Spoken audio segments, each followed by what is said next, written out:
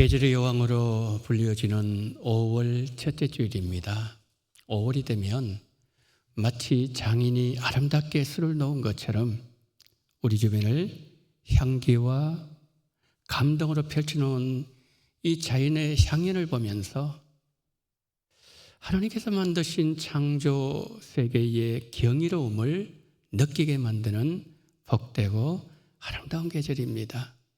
이 좋은 계절에 우리 성도님들의 신앙이 한 송이 아름다운 장미꽃처럼 피어나서 주변의 많은 사람들에게 그리스도의 향기로 가득하게 되어지는 은혜와 복이 우리 성도님들과 함께 하시기를 주의 이름으로 축원합니다.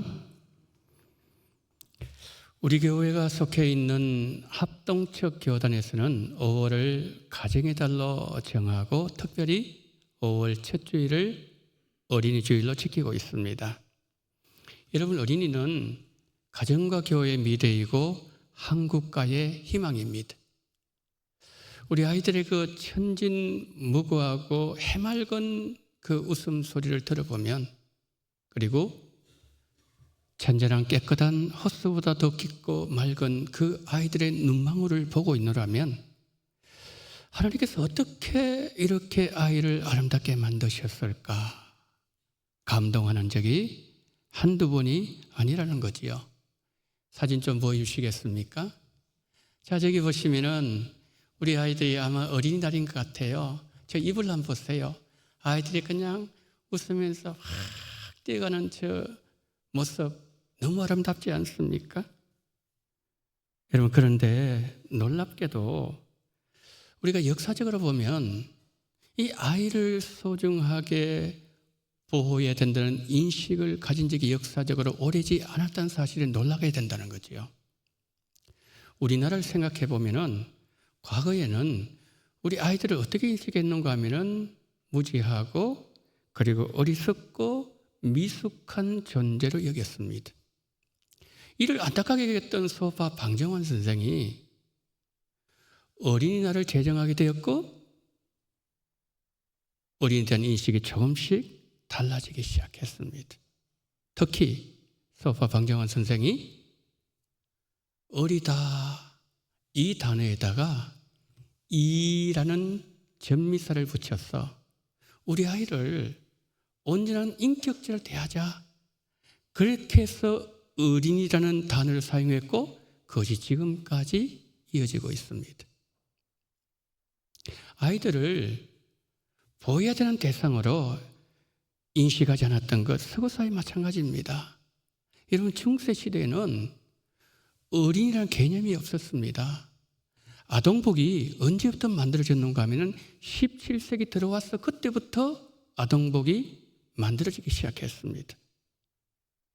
그리고 산업혁명 때 아이들이 노동 현장에서 일을 해야 되었습니다. 심지어는 탄광의 갱도 속에 들어가서 아이들이 고된 일을 하도록 만들었습니다. 사진 한번 보여주세요. 자, 산업혁명 때지요. 저 보세요. 아이들 한번 보세요. 방직 공장이죠. 그 다음 사진. 자, 여러분 키를 한번 보세요. 아이들. 기계를 아이들 지금 만지고 있죠. 그 다음 어른을 보세요. 지금 어른 일하지 않습니다. 감시를 하죠. 일은 아이들이 해요. 그 다음 청소 보세요. 어른은 감독하고 있습니다. 그 다음 자, 아이들이 저 얼굴을 한번 보세요. 얼마나 이런 피로에 찌들어 있습니까? 저게 아이들이에요. 산업혁명 때. 그 다음 여러분, 저게 무슨 모습을 보여주십니까? 우리 같으면은 저게 빨래를 널어야 정상이지 않습니까? 저 사람 지금 뭘 하고 있는가 하면요, 노동에 지쳐가지고 지금 잠을 자고 있는 거예요. 그 다음 여러분 눈에는 뭐로 보이십니까? 관으로 보이세요? 산업혁명 때 아이들이 지금 자고 있는 모습이에요. 그 다음 또 있습니까? 저거 보세요. 지금 아이가 지금 굴뚝청소, 요즘 굴뚝청소도 거의 없어졌지만 옛날에 굴뚝청소 다 어른 몫입니다. 그런데 그때는 아이들이 저 일을 하고 있었다는 거죠. 여러분, 아동 노동을 금지한 것이 200년밖에 안 됐습니다. 1819년이었습니다. 그러니까 19세기 초까지만 하더라도 아이들은 노동 현장에 내몰리게 되었다는 거죠. 인류 역사 많은 시간 동안 우리 아이들은 무시와 착취의 대상이 되었다는 거죠. 자, 그런데 놀라운 점이 하나 있어요. 성경에서도 이런 모습이 발견되어진다는 거예요. 여러분, 아이들이 예수님의 축복을 받으려고 안수기도 받으려고 나아가는데 예수님의 제자들이 아이들을 막아요. 여러분, 오병이어 기적함 생각해 보세요. 아이들은, 여자들은 그 카운터에 들어가지 못했죠. 그러니까 아이들 귀찮다는 거예요. 아이들은 예수님의 사역에 걸림돌이고 방해가 된다는 겁니다. 그래서 뭡니까? 아이들을 막았다는 거예요. 그랬을 때 예수님께서 어떻게 하셨나요? 마가복음 10장을 보면요, 예수님께서 노하시고 그러잖아요. 어린아이들 내게 오는 것을 용납하고 금하지 말라. 하나님의 나라가 이런 자의 것이니라. 여러분, 예수님께서 왜 노하셨을까요? 우리 아이들은 깨끗한 마음, 그 순수한 마음으로 예수님 앞으로 나아가려고 했는데 제자들이 뭡니까? 막았다는 거죠. 여러분, 오늘 우리가 이 일부 예배에 어린이 주일에 우리 부모님들 많이 앉아 계십니다. 우리가 이 예수님의 제자들을 보면서 혹시 나도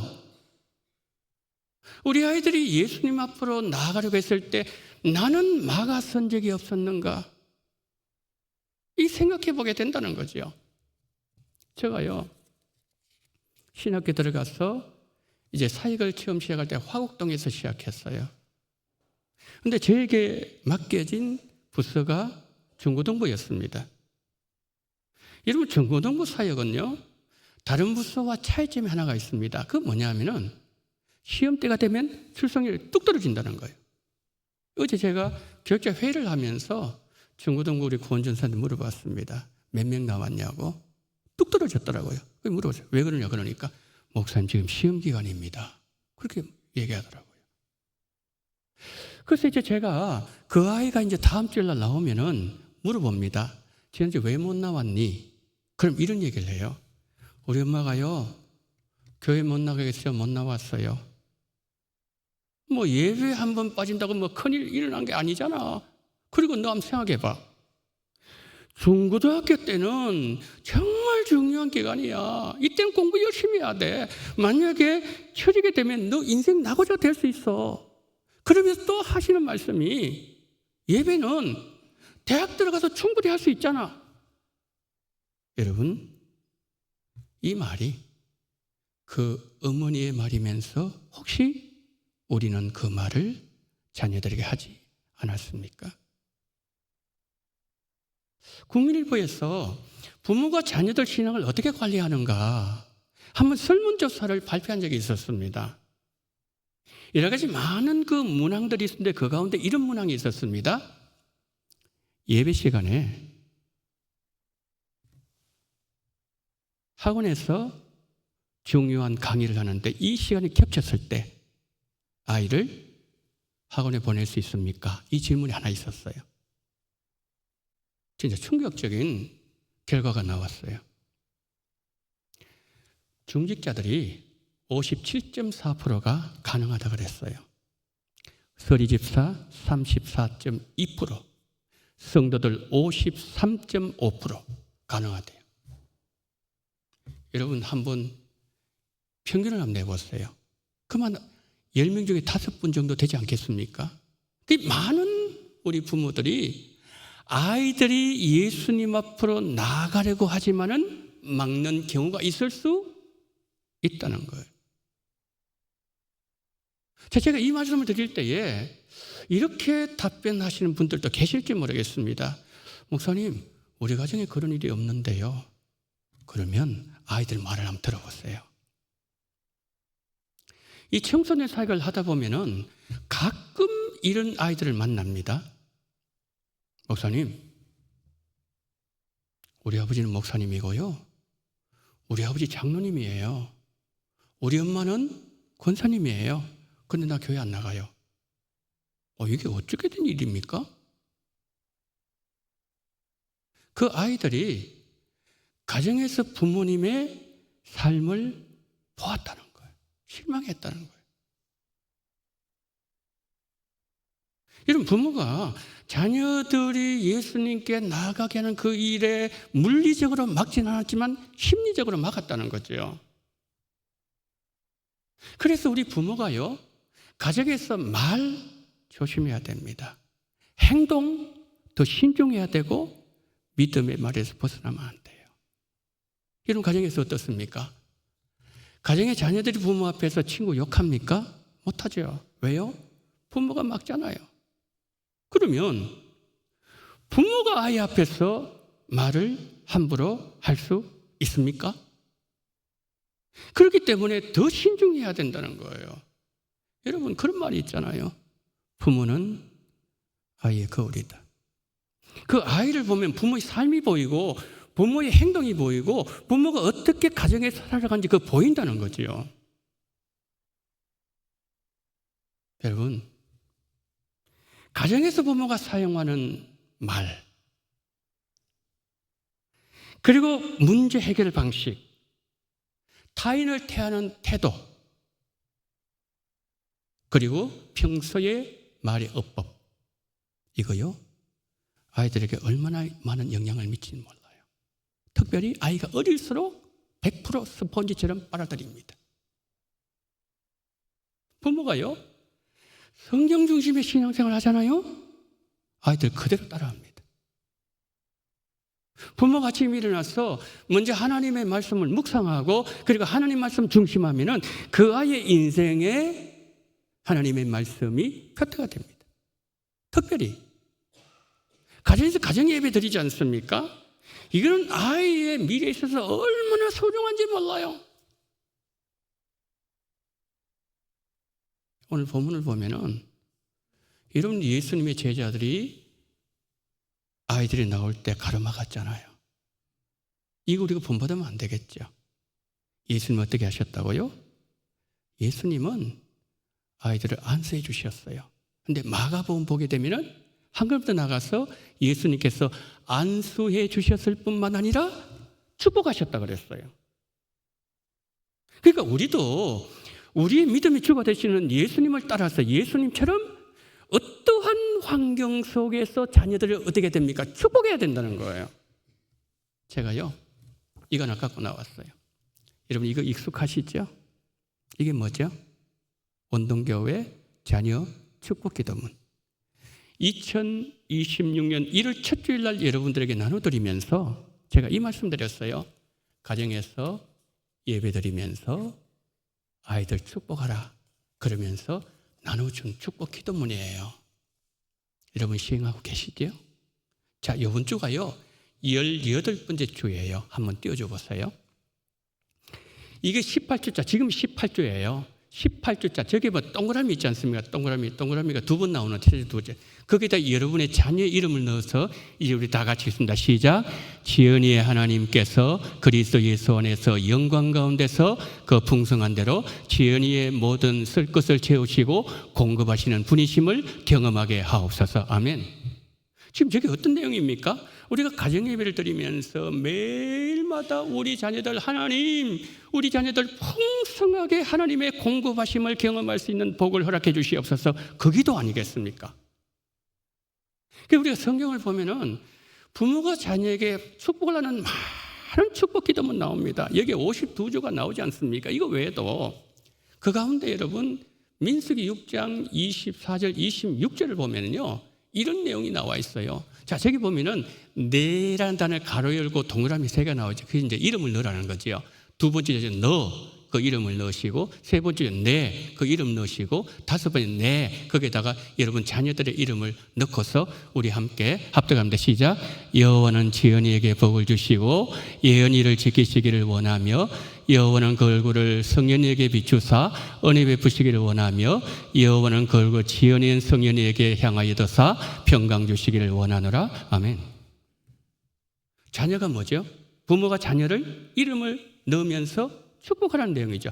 여러분, 이게 민수기 6장 24, 26절이죠. 이렇게 축복하면요, 하나님 이거 약속하세요. 27절 보여줬어요. 그들은 이같이 내 이름으로 이스라엘 자손에게 축복할지니 내가 그들에게 복을 주리라. 여러분, 이건 제사장의 축복 기도문이에요. 그러면 제사장의 축복 기도는 나와 무슨 상관이 있습니까? 내가 우리 가정의 제사장, 부모가 제사장이에요. 제사장은 역할이 뭐죠? 하나님 누구인지 알려주고, 기도는 어떻게 해야 되는 것인지, 그리고 하나님을 어떻게 섬겨야 되는 것인지, 성경은 무엇을 의미하는 것인지, 이거 가르쳐주는 게 제사장 아니겠습니까? 그러니까 우리 부모가 제사장의 심정으로 이렇게 축복하게 되면 하나님께서 반드시 축복해 주신다는 거예요. 사랑하는 성도 여러분, 우리 부모들이 우리 자녀 이름을 불러가면서 이 복을 달라고 하나님 앞에 기도할 때에 우리 자녀들이 먼저 하나님의 보호하심을 경험하는 복을 받게 될 것이고, 하나님의 은혜의 깊은 강 속에 들어가게 되는 복을 받게 될 것이고, 그리고 그 인생이 평강으로 가득한 평강의 삶을 살게 되는 복을 받게 될 줄 예수님 이름으로 축복하고 믿습니다. 저 오늘 밖에 비가 오는데 지금 운동 한마당 준비하고 있잖아요. 옆에 앞을 보세요. 이게 보면은 여러분 들어오실 때 보셨죠? 지금 아마 막 준비하고 있을 줄 압니다.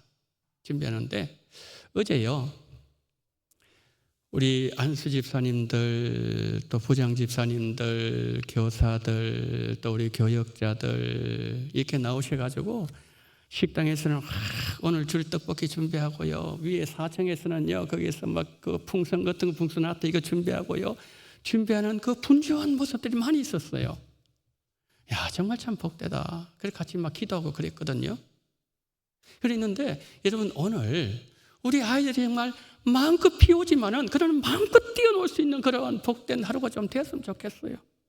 그래서 우리 어른들이 아이들 보면요 머리 좀 쓰다듬 주시고요, 우리 교사들, 수고하는 교사들, 청년들, 그리고 부장 집사님들, 우리 교역자들, 그리고 또 생김 받는 분들, 여러분 축복 좀 해주세요. 여러분, 오늘 본문에 보게 되면은 예수님이 제자들 이게 책망을 했지 않습니까? 그 책망을 했지만은 그러나 우리 예수님은 그 책망하는 그 제자들을 책망했다. 그러면 이들은 누구예요? 사도들이잖아요. 이런 사도는요, 예수님께서 밤을 지새워 가시면서 기도하시고 난 이후에 선택된 사람이 사도들이었어요. 그러면 그들도 그런 실수를 한다면은 우리 같은 사람들 얼마나 기도 많이 해야 되고 얼마나 우리가 신중하게 해야 되겠냐, 그런 말씀이죠. 하나님께서요, 우리가 이제 자녀를 선물로 보내주셨어요. 왜 보내주셨을까요? 믿음을 잘 키워보라고. 요셉 같은 사람으로, 다니엘 같은 사람으로, 다윗처럼 키워서 하나님의 영광이 되라고, 부족한 우리를 믿고 하나님께서 우리 가정에 나를 믿고 자녀들 보내주셨는데 우리는 어떻게 키웠죠? 자, 우리가 오늘 이 마태복음 본문의 이 말씀을 가지고 생각해 볼 때에 우리의 자식 교육 성공입니까? 실패입니까? 혹시 우리가 좀 전에 제가 말씀드렸던 그 화곡동의 그 어머님처럼 예수님보다도 공부가 더 중요해, 하나님보다 성공이 더 중요해, 혹시 안 가르치셨습니까? 가정에서 부정적인 말을 하면서 교회는 그저 그런 곳이야, 은연중에 인식하도록 만들지 않으셨어요? 그래서 교회가 구원의 장소요, 내가 반드시 있어야 될 그 장소인데 그저 그런 장소로 인식하다가 점점 멀어지다가 지금은 아예 자녀들이 교회 안 나오는 가정 없습니까? 이거 어떻게 해야 되죠? 어떻게 해야 됩니까? 자녀들은 분명히 예수님 앞에 나가고 싶었는데 막았어요. 그 자리에 서 있습니다. 아니면 유턴해서 세상을 가버렸어요. 어떻게 해야 됩니까? 우리의 잘못을 인정해야 돼요. 솔직하게 고백하면서 하나님의 잘못을 빌어야 됩니다. 그리고 멈추어진 그 발걸음, 세상으로 가버렸던 그 발걸음, 다시 주님 앞으로, 교회 앞으로 나올 수 있도록 눈물로 우리가 끊임없이 주 앞에 긍휼을 구해야 될 것이에요. 제가 두 아이 얘기하면서 설교 마치도록 하겠습니다. 어느 시골 교회에 이 성찬을, 천주교회에 성찬을 우리도 준비하지 않습니까? 토요일날 준비해서 여기 이제 갖다 놓고 주일날 우리가 성찬식 하지 않습니까? 토요일이었던 것 같아요.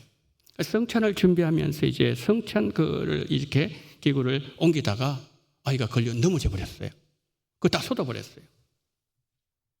그러니까 이 아이가 막 어떻게 할 줄 모르고 얼굴이 붉어지고 막 어떻게 할 줄 모르고 당황스러워 있는데 신부가 따귀를 딱 때리면서 이렇게 부럭 소리 질렀어. 내 앞에 절대로 나타나지 마. 그날부터 아이는 성당에 안 나갔습니다. 하나님 믿는 것도 포기했어요. 왜? 하나님은 내가 일부러 그런 것도 아닌데, 내가 실수해서 넘어져서 그걸 됐는데 실수를 용납하지 아니하신 하나님 믿을 수 없어.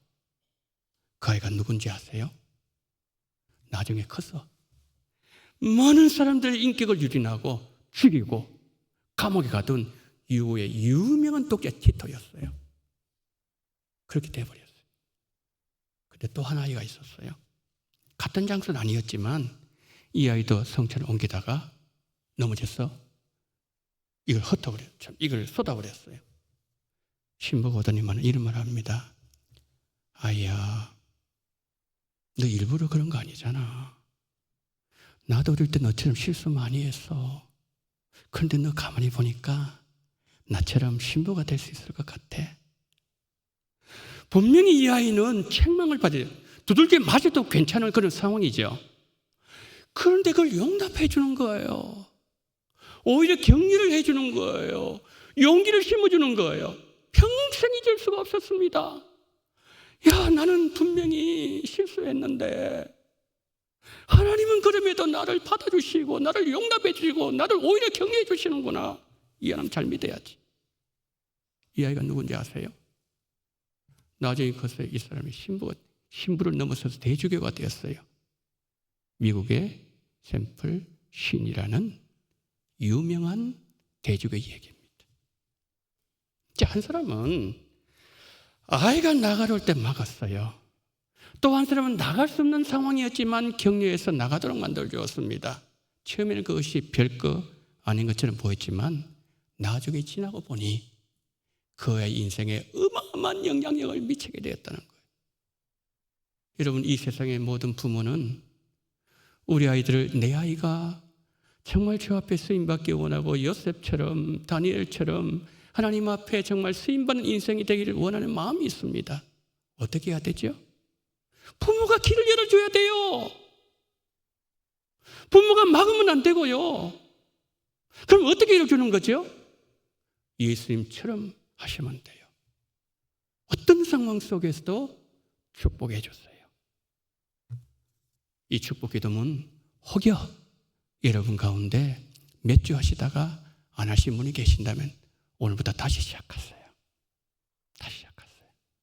그리고 우리 부모의 축복으로 민수기 6장 24절 26절 말씀, 우리 부모가 자녀를 축복함으로 말미암아 우리 자녀들이 하나님의 보호하심을 늘 경험하는 인생이 되어지고 그리고 하나님의 지키심의 복을 받으며 그리고 주의 평강이 언제나 부모의 축복으로 말미암아 넘치는 삶을 살게 되기를 주 예수님 이름으로 축복합니다. 아멘.